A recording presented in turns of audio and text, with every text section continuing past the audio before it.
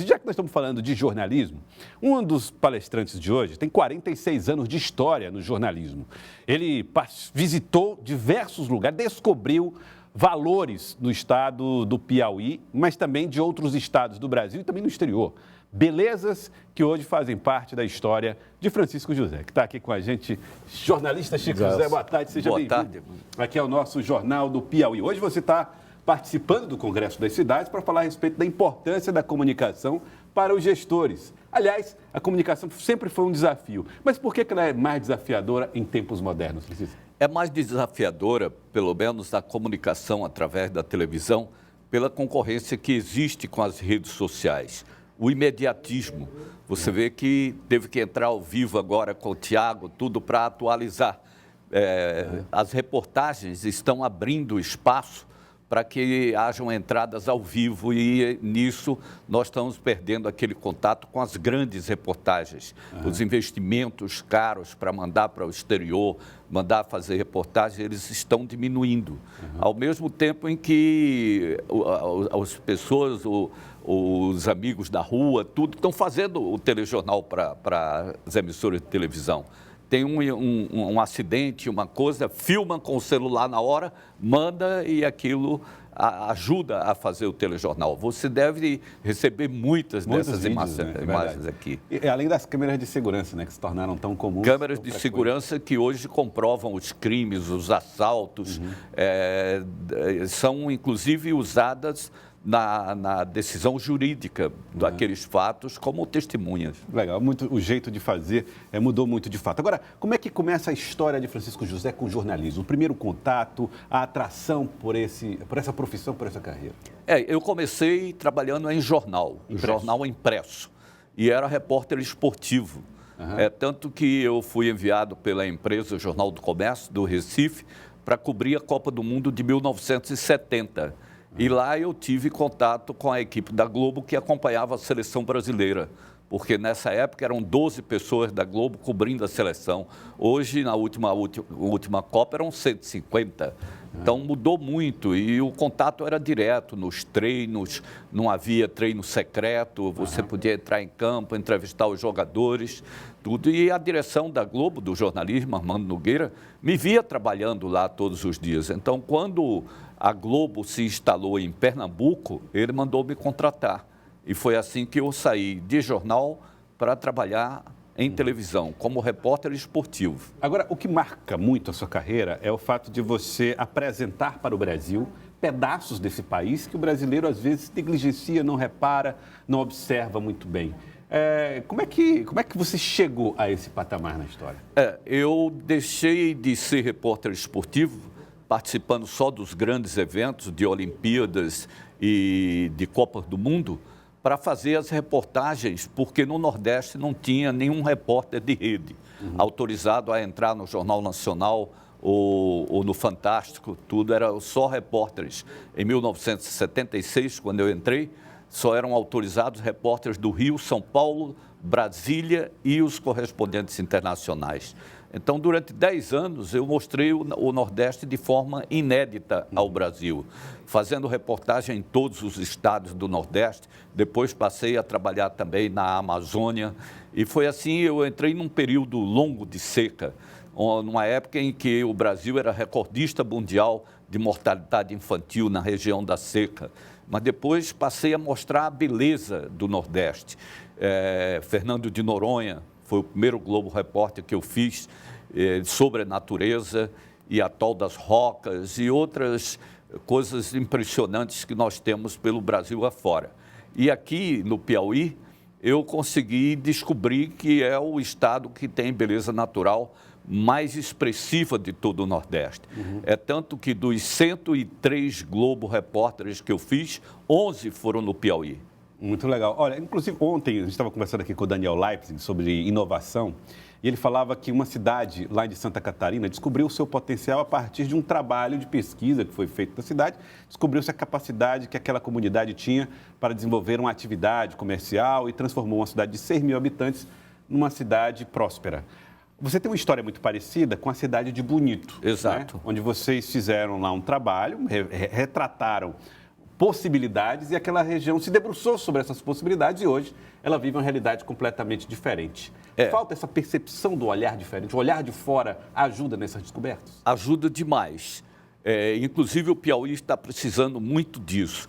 Vou citar o primeiro exemplo de Bonito. Em 1992, nós fomos lá fazer o primeiro Globo Repórter naquela região. E foi um programa impactante, porque eu mergulhei numa caverna e encontrei ossos bem diferentes, como tem aqui na Serra da Capivara. Ossos de preguiça gigante, o dente do tigre, dente de sabre.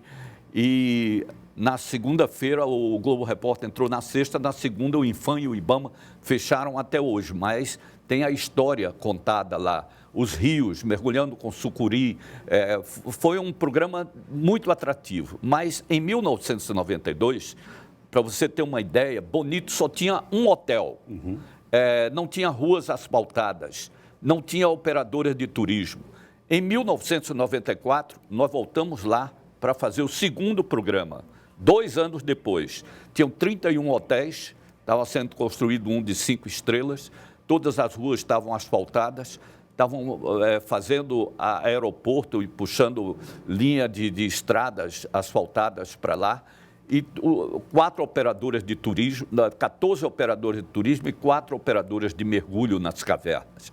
E isso transformou Bonito no melhor ponto de turismo mais organizado do país até hoje, porque lá tem os guias que levam, lá tudo é contratado com antecedência, vai na hora certa, tem o grupo que desce para a caverna, o outro que fica esperando, em condições de ficar esperando tudo. Então, mudou demais. No Piauí, nós fomos fazer a Capadócia Nordestina, indicado por um amigo, André Pessoa, que é quem passou todas as informações para esses Globo Repórteres que eu fiz aqui. Capadócia Nordestina, uma coisa extraordinária. Mas ninguém conhecia, sabia que existia. O cânion do Rio Poti, que nós fizemos também com muito destaque. Outras coisas, a Serra da Capivara a gente mostra há 40 anos, o trabalho da Niede Guidon, depois com a inauguração daquele museu extraordinário que tem lá. Então, algumas cidades se prepararam para o turismo, aqui no Piauí. Outras ainda estão devendo. Agora, nesse contato que você vai ter hoje no Congresso das Cidades com esses prefeitos, gestores e gestoras, haverá a possibilidade de despertar neles o interesse de descobrir o que suas cidades têm de potencial. É possível dizer que todo mundo tem algo a vender, a oferecer? Olha, eu preparei um vídeo só com imagens do Piauí. E são coisas belíssimas que nós temos aqui e que são mal exploradas no turismo. O turismo não é só ter o local bonito e qualquer pessoa ir lá e fazer.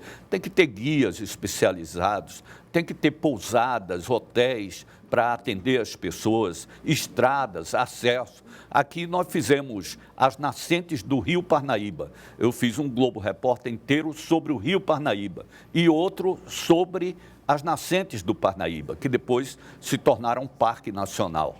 As nascentes são belíssimas, tem cachoeiras, tudo o que uma pessoa quer num período de férias, num período de folga, e lá eu vou fazer uma caminhada, uma trilha para chegar até aquelas cachoeiras. Como o Maranhão já explora muito bem isso. Então, aqui falta acontecer. É verdade. Nós tivemos, inclusive, uma reportagem especial, belíssima, feita aqui na TV Cidade Verde, um especial, Rio Abaixo, Rio Arriba, usando um trecho do hino do Piauí, onde a gente visitava a nascente do Parnaíba, vinha até o litoral, mostrando também os afluentes. Quer dizer, a força dos estados e do Piauí é muito grande, realmente, de fato, para transformar isso aqui, né? Francisco José, bom, você está agora numa nova rotina, né? Você saiu daquele dia a dia, da produção de reportagens de emissoras de televisão. Como é que tem sido os seus dias? Como é que será, inclusive, seus projetos futuros? Olha, eu acho que eu estou com a vida que eu pedi a Deus. Eu viajo para fazer palestras, vou sempre aos lugares, volto sempre aos lugares onde já fui e estou andando o Brasil inteiro. Na semana passada, há 10 dias, eu fiz palestra em Mato Grosso, no Congresso Ambiental dos Tribunais de Contas do Brasil. Inclusive, havia a delegação do Piauí participando do meu estado, Pernambuco, do Ceará. Eu também sou piauiense, porque tenho o título de cidadão piauiense concedido pela nossa eterna Margarete Coelho. E eu tenho feito muito esse trabalho de palestras. Então, saí de Mato Grosso, me deram o título também de cidadão mato-grossense no auditório lá, onde estava, e depois fiz em Pernambuco, vou depois de amanhã eu viajo de volta para Recife, depois de amanhã, como é Semana do Meio Ambiente, está tendo um evento muito importante em Fernando de Noronha, sobre a defesa dos mares, de uma maneira geral. Como a minha origem é Fernando de Noronha e eu já mergulhei nos 7 mares, aí vou lá falar sobre a minha experiência. Legal, mergulhador, mergulhou nos 7 mares, de fato, o Francisco José. Quero agradecer, Francisco José. Estaremos lá hoje à tarde no Congresso das Cidades, no Teresina Shopping, para ouvi-lo ensinar essa grande experiência, essa larga experiência que você tem com comunicação. Muito obrigado. Hein? Valeu, Jorge. Estaremos lá, amigo. Muito bem. Valeu. Um grande abraço. Obrigado.